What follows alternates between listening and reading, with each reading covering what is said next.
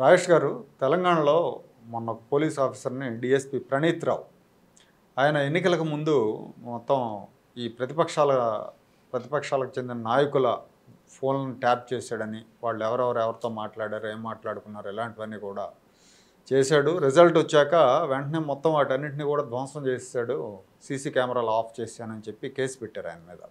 ఇవి serious allegations ఉన్నాయి ఆయన మీద, ఆయనకు సహకరించిన సిబ్బంది మీద కూడా పెట్టారు. సో ఇప్పుడు ఆంధ్రప్రదేశ్లో కూడా ఈ ప్రణీత్ రావు ఉదంతం తర్వాత చాలామంది పోలీస్ అధికారులు భయపడుతున్నారన్న వార్తలు వస్తున్నాయి. ఇన్నాళ్ళు అడ్డగోలుగా జగన్మోహన్ రెడ్డి గారు ఏం చెప్తే అది చేసిన వాళ్ళు, నాట్ ఓన్లీ ఫోన్ ట్యాప్ చేయటమే కాదు, మిగతా కేసుల విషయంలో కానీ, ప్రతిపక్షాలను అణిచివేసే విషయంలో కానీ, వీటన్నిటిలో రేపు ఆంధ్రప్రదేశ్లో కూడా ఇదే రకమైన యాక్షన్ ఉండొచ్చా? ప్రణీత్ రావు ఉదంతం కేసీఆర్ గారి ప్రభుత్వపు ముసుగు తొలగించింది. ఎందుకనంటే చంద్రబాబు నాయుడు గారు ఉమ్మడి రాజధానిగా ఉన్న హైదరాబాదుని వదిలి అమరావతికి అంత వేగంగా వెళ్ళిన సందర్భంగా ఆ రోజు ఏం ట్రోల్ చేశారు అని అంటే, ఓటుకు నోటు కేసులో అరెస్టు చేస్తారని భయపడి పారిపోయాడు అని చెప్పని ఆయన మీద అవమానకరమైన వ్యాఖ్యలు చేశారు. కానీ వాస్తవ పరిస్థితి ఏంటి అంటే చాలా కొద్దిమందికి తెలుసు. ఆ రోజు చంద్రబాబు నాయుడు గారు విభజన జరిగిన రాష్ట్రం, ఆయనకి కార్పొరేట్ సర్కిల్స్లో ఉన్న పరిచయాల దృష్ట్యా ఆ ప్రాంతంలో పరిశ్రమలను నెలకొల్పడం కోసం, పెట్టుబడులను ఆకర్షించడం కోసం ఆయన లాబింగ్ చేసుకుంటుంటే ఆ సమాచారాన్ని ఎప్పటికప్పుడు ట్యాప్ చేసి కేసీఆర్ గారికి ఆ సమాచారం చేరవేస్తూ ఉన్నారు. అంటే నిఘా పరికరాలను ప్రయోగించి చంద్రబాబు నాయుడు గారి వ్యక్తిగత గోప్యతకి భంగం కలిగించే పనులు ఆనాటి ప్రభుత్వం చేసింది. కాబట్టే ఇక్కడ తన విధుల నిర్వహణకి భంగకరంగా ఉంది, తన రాష్ట్ర ప్రయోజనాల పరిరక్షణ భంగకరంగా ఉందనే ఉద్దేశంతో అక్కడ ఫెసిలిటీస్ లేకపోయినా పర్వాలా, బస్సులో నుంచి అయినా సరే పరిపాలన చేసుకుందాం అని చెప్పని అప్పటికప్పుడు వెళ్ళిపోవడం జరిగింది. ఇది చాలా కొద్ది మందికే తెలిసిన కాన్ఫిడెన్షియల్ సమాచారం. చంద్రబాబు నాయుడు గారు తన మీద జరుగుతున్న కుట్రను పసిగట్టారు. వీళ్ళేదో చాలా ఘనకార్యం చేసినట్టుగా రేవంత్ రెడ్డి గారిని హైలైట్ చేసే ప్రయత్నం చేసేవాళ్ళు. రేవంత్ రెడ్డి గారు 50 లక్షల రూపాయలు ఏవో చూపారు అని చెప్పని. అసలు ఆ సమాచారం అట్లా లీక్ అయింది వాళ్ళకి. అప్పటికే ఫోన్ ట్యాపింగ్ జరుగుతూ ఉంది. కాబట్టే ఆ రోజున ఆంధ్రప్రదేశ్ రాష్ట్ర ముఖ్యమంత్రిగా హైదరాబాద్లో తన విధుల నిర్వహణకి క్షేమకరమైన పరిస్థితులు లేవు, ఇన్సెక్యూర్డ్గా ఉంది ఇక్కడ పరిస్థితి అని చెప్పని వెళ్ళిపోయారు ఆ రోజున. ఇప్పుడు పెట్టుబడులు ఆకర్షించడం కోసం రాష్ట్రాల మధ్య పోటీ నెలకొనడం అనేది సహజం. ఒక ఆరోగ్యకరమైన పోటీ నెలకొని ఉన్నట్టయితే వేరు. చంద్రబాబు నాయుడు గారి స్థాయి పరిచయాలు లేకున్నా హైదరాబాద్ నగరం లాంటి ఒక విస్తృత ఎక్విప్డ్ సిటీ మీ చేతిలో ఉన్నప్పుడు దీని ప్రాతిపదికగా మీరు పెట్టుబడులు ఆకర్షించుకోవచ్చు. చంద్రబాబు తెలుసుకుని వాళ్ళ దగ్గరికి వెళ్ళి మేము అంతకంటే తక్కువ ఇస్తాం, అంతకంటే చాలా చిల్లర చౌకబారు ప్రాక్టీసెస్ చేశారు. ఇవి ఆ రోజు చంద్రబాబు నాయుడు గారు దాని గురించి ప్రస్తావించినా కూడా ఈ రేవంత్ రెడ్డి గారు ఇష్యూ జరుగున్న నేపథ్యంలో ఆ రోజు చంద్రబాబు నాయుడు గారి వాయిస్ ఎవరికి రీచ్ అయ్యేది కాదు. అందుకని ఆయన హుందాగా ఒక రాష్ట్ర ప్రభుత్వాన్ని మీద నిందలు మోపలేక, అంటే జరుగుతున్న పరిస్థితుల్ని తనలో దిగమింగి ఆయన ఆ రోజు వెళ్ళిపోవటం జరిగింది. ఇవాళ ప్రభుత్వం మారింది. ప్రభుత్వం మారేటప్పటికి ఎస్ఐబి డిఎస్పి ప్రణీత్ రావు. ఇప్పుడు వాస్తవంగా ఇక్కడ జరుగుతున్నది ఏంటి, ఈ నిఘా విభాగాల్లో తమకు మరీ ఆంతరంగికులుగా రాజకీయంగా లాయల్టీ ఉన్న వాళ్ళని పోస్టింగ్ ఇచ్చుకుంటా ఉన్నారు. అంటే ఏంటంటే more loyal to the king than the Kingdom. KCR గారి పట్ల లాయల్టీ ఉండాలి, తెలంగాణ ప్రభుత్వం పట్ల కాదు. వ్యక్తిగతంగా కేసీఆర్ గారికి సన్నిహితులై ఉండాలి. ఆ గోప్యత కేసీఆర్ గారికి వీళ్ళకి మధ్య ఉండాలి. ఇంకా మధ్యలో వేరే ఎవరికి సమాచారం రివీల్ కాకూడదు. నిజంగానే ప్రభుత్వం కొన్ని వర్గాల మీద నిఘా పెట్టాల్సిన అవసరాలు ఉంటాయి రక్షణ దృష్ట్యా. కానీ రాజకీయ ప్రత్యర్థుల మీద నిఘాలు పెట్టడం ఏంటి, రాజకీయ ప్రత్యర్థుల వ్యక్తిగత గోప్యత భంగం కలిగేయడం ఏంటి? 100కి 100 పాళ్ళు చాలా కఠినమైన శిక్షలు అమలుపరచాల్సిన వ్యవహారం ఇది. ఇవాళ అతను ప్రభుత్వం మారింది అనగానే తన పరిధి దాటి సిస్టమ్స్ని డ్యామేజ్ చేసి, హార్డ్ డిస్క్లు తస్కరించి, ధ్వంసం చేసి, సీసీ కెమెరాలు ఆఫ్ చేసి బయటపడలేదా? ఇప్పుడు ఇవాళ అతను అరెస్ట్ కాలేదా? నువ్వు డ్యూటీలో ఉన్నావు, యూనిఫామ్ డ్యూటీలో ఉన్నావు, హైరార్కీ మెయింటైన్ చేయాలి. వాళ్ళు నిన్ను పై అధికారులు ఆదేశాలు ఇచ్చారు, నేను చేశానండి, పలానా అధికారులు ఇచ్చే ఆదేశాన్ని నేను తూచా తప్పకుండా పాటించానని చెప్పని చెప్పే అవకాశం ఉన్నా కూడా ఆ ఆదేశాలు ఇచ్చిన అధికారులను కాపాడటానికో ఆ అధికారుల చేత చేయించిన పాలకులను కాపాడటానికో ఇవాళ ఇతను బలిపశువుగా మారడానికి సిద్ధపడ్డాడు. అంటే ఒక రకమైన సూసైడల్ ఆర్మీ లాగా అనమాట. ఖచ్చితంగా ఇటువంటి పరిస్థితులు పరిణామాలు ఇవాళ ఆంధ్రప్రదేశ్ రాష్ట్రంలో కూడా జరుగుతూ ఉన్నాయి. ఈ మధ్యకాలంలో మనం చూసాం వైసీపీ లేవనెత్తిన ఒక అంటే అలజడి లేపారు ఒక టైంలో. చంద్రబాబు నాయుడు గారు పెగాసిస్ స్పైవేర్ కొన్నారు ఆ రోజుల్లో, మమతా బెనర్జీ గారు చెప్పారు అని చెప్పని చాలా పెద్ద ఎలిగేషన్ లేపారు ఆ రోజున. కానీ ఈరోజు ఆంధ్రప్రదేశ్ రాష్ట్రంలో చాలా సందర్భాల్లో చాలామంది నాయకులు మా ఫోన్లు ట్యాప్ అవుతున్నాయి అని చెప్పని ప్రస్తావిస్తూ ఉన్నారు.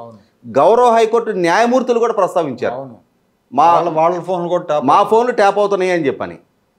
అంటే ఇక్కడ రక్షణ ఎవరికి ఉంది? వ్యక్తిగత గోప్యత ఎవరిది భద్రంగా కాపాడబడుతుందా రాష్ట్రంలో? ఇవాళ ఇతను ప్రణీత్రావు అరెస్ట్ అయ్యాడు, అతని కెరీర్ పణంగా పెట్టబడుతుంది, అతని కుటుంబం పరువు తక్కువ వ్యవహారం అది. మరి రేపు ఆంధ్రప్రదేశ్ రాష్ట్రంలో మీరు ఎక్స్క్యూజ్డా? ఇవాళ ఆంధ్రప్రదేశ్ ప్రభుత్వం కూడా వీళ్ళందరి మీద యాక్షన్ తీసుకునే అవకాశం ఉంటుంది అంటారా రేపు పొద్దున? 100% తీసుకొని తీరాలి. పరిధి దాటి ప్రవర్తించిన వాళ్ళ బిజినెస్ రూల్స్ దాటి అంటే అత్యుత్సాహ ప్రదర్శన చేసిన. ఎందుకండి ఇప్పుడు సునీల్ కుమార్ అంత రెచ్చిపోవటం దేనికి? కొల్లి రఘురామరెడ్డి అసలు ఆయన అయితే అసలు విశ్వరూపం చూపిస్తున్నాడు రఘురామరెడ్డి. ఈ ఐపీఎస్లు ఉన్నారు, పరమేశ్వర రెడ్డి కావచ్చు, రిషితేష్ రెడ్డి కావచ్చు, రవిశంకర్ రెడ్డి, వీళ్ళంతా ఏంటంటే రేపు పొద్దున అంటే ఉద్యోగాలు లేకపోతే విధి నిర్వహణ, రాజ్యాంగ నిబంధనలు వీటన్నిటిని కూడా పణంగా పెట్టి జగన్కి కాళ్ళు నాకటం కారణం ఏంటి? ఇక్కడ అంటే ఆంధ్రప్రదేశ్ రాష్ట్ర ప్రభుత్వ వైఖరి ఎట్లా ఉంది అంటే, బహుశా కనీసం అంటే ఏ రాజకీయ నాయకుడికైనా ఏ రాజకీయ పార్టీకైనా కొంత మనాతన అనేది ఆ పార్షియాలిటీ ఉంటుంది. అట్లా అని చెప్పని మాంసం తింటున్నాం అని చెప్పని ఎముకల మెడలో వేసుకొని తిరగాల్సిన అవసరం లేదు. రాజ్యాంగం మీద ప్రమాణ స్వీకారం చేసినప్పుడు భయము, పక్షపాతము, రాగద్వేషాలకు అతీతంగా పరిపాలన చేస్తాము అని చెప్పని ప్రమాణ స్వీకారం చేసిన నాయకులు, ప్రజల చేత ప్రజల కోసం ఎంపిక కాబడిన నాయకులు ఇవాళ మీ వ్యక్తిగత అభీష్టాల కోసం అని చెప్పని ఇవాళ జగన్మోహన్ రెడ్డి గారు తీరు చూడండి ఒకసారి. ముఖ్యమంత్రిగా వైఎస్ జగన్మోహన్ రెడ్డి గారు ఫ్రమ్ కడప జిల్లా, చీఫ్ సెక్రటరీ జవహర్ రెడ్డి గారు ఫ్రమ్ కడప జిల్లా, డీజీపీ కసిరెడ్డి రాజనాథ్ రెడ్డి గారు ఫ్రమ్ కడప జిల్లా, 11 మంది సీనియర్లను కాదని ప్రభుత్వ ప్రధాన సలహాదారుడు సజ్జల రామకృష్ణారెడ్డి గారు ఫ్రమ్ కడప జిల్లా. అంటే ఏంటి కడప జిల్లాకి ఆ రెడ్డి సామాజిక వర్గానికి మాత్రమే ఎందుకంత ప్రాధాన్యత? ఇవాళ దుగ్గ్యాల ప్రణీత్రావు కూడా కేసీఆర్ గారి సామాజిక వర్గీయుడే. అంటే ఇక్కడ ఏం జరుగుతుందంటే ఈ అధికారుల్లో మేము యూనిఫామ్ డ్యూటీలో ఉన్నాం, మేము రూల్ ఆఫ్ లా కట్టుబడి పనిచేయాలి అనే అంశాన్ని విస్మరించేసి అయితే పొలిటికల్ అఫిలియేషన్స్ లేదంటే కులపరమైన దురభిమానాలు, మా కులస్తుడు పాలకుడుగా ఉన్నాడు మాకేం కాదు, మీ కులస్తుడు అన్ని కులాల ఓట్లేస్తే పాలకుడుగా అయ్యాడు, మీ ఒక్క కులం ఓట్లేస్తే ఆయన పాలకుడు కాలా, అది మర్చిపోతున్నారు. ఇవాళ మీరు ప్రస్తావించిన list of officers, Chittoor SP, Palnadu SP ఎంత విశృంఖలత్వాన్ని ప్రదర్శిస్తూ ఉన్నారు. అసలు ప్రతిపక్షాల పట్ల ప్రతిపక్ష పార్టీల నాయకులు అని అంటే వాళ్ళకి అసలు కంపరం పడుతూ ఉంది. ఇంకా కొంతమంది డిఎస్పీలు ఉన్నారు, మనం పేర్లు అన్ని చెప్పలేం. కానీ చిత్తూరు జిల్లాలో చంద్రబాబు నాయుడు గారిని ఆయన సొంత నియోజకవర్గంలో పర్యటించుకుంటూ అక్కడ డిఎస్పీ సుధాకర్ రెడ్డి అడుగున్నాడు. ఇవాళ అమరావతి రైతులు అమరావతి టు అరసవెల్లి పాదయాత్ర పెట్టుకుంటే రామచంద్రాపురం, అమలాపురం డిఎస్పీలు ఇద్దరు, వాళ్ళు కూడా ఇద్దరు నేటివ్ కడప జిల్లానే. వాళ్ళు ఎంత విశృంఖలత్వాన్ని ప్రదర్శించారు, రైతుల మీద భౌతిక దాడులకు పాల్పడ్డారు. తర్వాత అమరావతిలో శ్రీనివాసరెడ్డి అని చెప్పని డిఎస్పీ, అతను అమరావతి మహిళల మీద భౌతిక దాడులకు దిగాడు. అక్కడ స్థానిక ఎంపీగా ఉన్న గల్లా జయదేవ్ ఆయన అసెంబ్లీ ముట్టడి సందర్భంగా కనీసం ఆయన ఒక పార్లమెంటు సభ్యుడు అనేది కూడా పరిగణలోకి తీసుకోకుండా ఎంత భౌతిక దాడులు చేశారు ఆయన మీద. ఇవాళ రాష్ట్రంలో మీరు ఏ ప్రాంతంలో చూసుకోండి, కొంతమంది సిఐలు, కొంతమంది డిఎస్పీలు, కొంతమంది ఎస్పీలు పరిధి దాటి ప్రవర్తిస్తున్నారు. ఇవాళ వీళ్ళ స్థాయిలోనే కాదు కదా, డీజీపీ స్థాయిలో గౌతమ్ సవాంగ్ గారు, కసిరెడ్డి రాజనాథ్ రెడ్డి గారు ఇద్దరు డీజీపీలు కోర్టుకు వచ్చి చేతులు కట్టుకొని నిలబడాల్సిన పరిస్థితులు ఉత్పన్నమైనాయి. ఇవాళ ఇంటెలిజెన్స్ చీఫ్ సీతారామాంజనేయులు, తర్వాత అడిషనల్ డీజీ సంజయ్ గారు, చంద్రబాబు నాయుడు గారు అరెస్టు సందర్భంగా ఆయన హైదరాబాద్లో ఒక ప్రెస్ మీటు, ఢిల్లీలో ఒక ప్రెస్ మీటు. అంటే వీళ్ళే రాజకీయ నాయకులా? అసలు ప్రెస్కి వెళ్ళి విచారణలో ఉన్న కేసుల గురించి ప్రస్తావించాల్సిన అవసరం ఆయనకేంటి? ఆయన విచారణాధికారి. కేసు మెరిట్స్ని మీడియాలో ట్రయల్ చేస్తారా వీళ్ళు? ఆయన మార్గదర్శి మీద కూడా అట్లాగే చెప్పాడు. అదే చెప్తున్నా. ఇవాళ ఎన్ని సందర్భాల్లో వీళ్ళు ఈ అధికారులు పరిదాటి ప్రవర్తిస్తున్నారు. మీరు ఇందాక ప్రస్తావించిన రఘురామరెడ్డి గారు, ఇప్పుడు ఆయనకి కొత్తగా డైరెక్టరేట్ ఆఫ్ రెవెన్యూ ఇంటెలిజెన్స్ అని చెప్పని ఒక కొత్త విభాగాన్ని క్రియేట్ చేసి దానికి అధిపతిగా ఐజీ స్థాయిలో ఆ బాధ్యతలు అప్పచెప్పారు ఆయనకి. ఇప్పుడు ఆయన జగన్మోహన్ రెడ్డి గారికి రాజకీయ ప్రత్యర్థులుగా పోటీ చేయబోతున్న అభ్యర్థులు ఎవరు, వాళ్ళని టార్గెట్ చేయటం. పత్తిపాటి పుల్లారావు గారి కుటుంబాన్ని, మాజీ మంత్రి నారాయణ గారి కుటుంబాన్ని, వీళ్ళని టార్గెట్ చేసి ఏదో రకమైన కేసులు పేరట వేధింపులకు గురి చేయడం. అసలు సిసల కేసులు, అసలు దోషులు వీళ్ళని మటుకు పరిగణలోకి తీసుకోరు.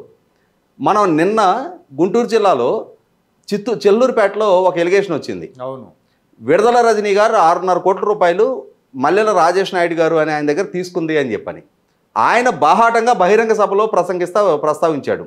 సజ్జల రామకృష్ణారెడ్డి దగ్గర ఇది పంచాయతీ జరిగింది, ఆయన 3 కోట్లు ఇప్పించాడు, ఇంకొక 3.5 కోట్లు ఇవ్వలేదు, వదిలేయండి అయ్యా అని చెప్పని అన్నాడు అని చెప్పని. 6.5 కోట్లు 6.5 రూపాయలు కాదు. మరి దాని గురించి ఏం చర్యలు తీసుకుంటున్నారు అంటే, సీట్ ఇప్పిస్తాను అని చెప్పని ఆమె 6.5 కోట్లు లంచం తీసుకుంది అని అంటే, లంచం తీసుకుంటే ఎంత నేరం, ఇవ్వటం అంత నేరం. అదే సందర్భంలో అసలు అది సోర్సిబుల్ మనీయా కాదా? 6.5 కోట్ల రూపాయలు ఇన్కమ్ ట్యాక్స్ డిపార్ట్మెంట్ సుమోటోగా ఎందుకు కేసు బుక్ చేయకూడదు? అసలు ఆ మనీ ట్రాక్ చేయాలి కదా. అది బ్లాక్ మనీ అయ్యి ఉన్నట్టయితే వాళ్ళందరినీ చట్టం ముందు దోషులకు ఎక్స్పోజ్ చేయాలి కదా. గతంలో మనం నగర నియోజకవర్గంలో విన్నాం, మంత్రి హోదాలో ఉన్న రోజా గారు పుత్తూరు మున్సిపల్ చైర్మన్ పోస్ట్ ఇప్పిస్తాను అని చెప్పని అక్కడ 17వ వార్డు దళిత కౌన్సిలర్ దగ్గర నుంచి 70 లక్షల రూపాయలు డిమాండ్ చేశారు. డిమాండ్ చేస్తే వాళ్ళ అన్న కుమారస్వామి రెడ్డి గారికి 40 లక్షల రూపాయలు నేను ఇచ్చాను అని చెప్పని కౌన్సిలర్ బాహాటంగా మీడియాలోకి వచ్చి చెప్పడం జరిగింది. పార్టీ తరఫున వివరణ ఇచ్చారా? ప్రభుత్వం తరఫున స్పందించారా? చర్యలు తీసుకునే ప్రయత్నం చేశారా? కేసులు నమోదు చేసే ప్రయత్నం చేశారా? అంటే బాహాటంగా ఇక్కడ మేము లంచం ఇచ్చాము, వాళ్ళు తీసుకున్నారని చెప్పని చెప్తున్న వాటిల్లో కేసులు లేవు. ఇదే విధమైన వైఖరి. అంటే ఇక్కడ అధికార పార్టీ పట్ల ఇంత పక్షపాత ధోరణి ప్రదర్శిస్తా పరిధి దాటి ప్రవర్తిస్తున్నప్పుడు 100కి 100 పాళ్ళు రేపు ఇవాళ ప్రణీత్ రావుకి ఎటువంటి పరిస్థితి ఎదురైందో అంతకంటే దారుణమైన పరిస్థితులే వాళ్ళకు కూడా ఎదురుగట్టం ఖాయం. ఎందుకంటే మనం జీవో నెంబర్ 1 పేరిట ప్రజాస్వామ్యాన్ని అభాయసం పాలు చేస్తా, ప్రజాస్వామ్య ఆకాంక్షని చంపేసే ప్రయత్నం చేస్తా, రాజకీయ పార్టీల స్వేచ్ఛాయుత రాజకీయ కార్యకలాపాలను కూడా అడ్డుకునే ప్రయత్నాలు చూసాం మనం. చాలా సందర్భాల్లో నారా లోకేష్ యువగళం పాదయాత్రకి ఎన్ని ప్రతిబంధకాలు కల్పించింది చూసాం. ప్రభుత్వాన్ని విమర్శిస్తూ ఒక సోషల్ మీడియాలో పోస్ట్ పెట్టడమే నేరం అన్నట్టుగా అర్ధరాత్రి తలుపులు బద్దలు కొట్టి 73 సంవత్సరాల సీనియర్ జర్నలిస్ట్ అంకబాబు గారి దగ్గర నుంచి 66 సంవత్సరాల సీనియర్ సిటిజను రంగనాయకమ్మ గారి దాకా మహిళలు లేదు, పురుషులు లేరు. ఆ తారతమ్యం వ్యత్యాసం ప్రదర్శించకుండా భౌతిక దాడులకు కూడా పాల్పడ్డ తీరు చూసాం. ఆ పార్టీ ఎంపీ రఘురామకృష్ణరాజు గారి మీద భౌతిక దాడులకు పాల్పడ్డ తీరు చూసాం. ఖచ్చితంగా వీటికన్నిటికీ మూల్యం చెల్లించుకోవాల్సిన పరిస్థితులు, పరిణామాలు రావటం ఖాయం. ఎందుకనంటే ఎప్పుడు ఒకే ఇంటి మీద వెన్నెల కాయదు, ఒకే ఇంటి మీద చీకటి ఉండదు. ఖచ్చితంగా వాతావరణాలు మారుతాయి.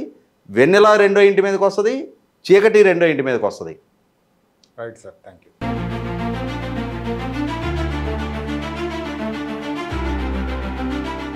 Like, share and subscribe to Rajaniti channel.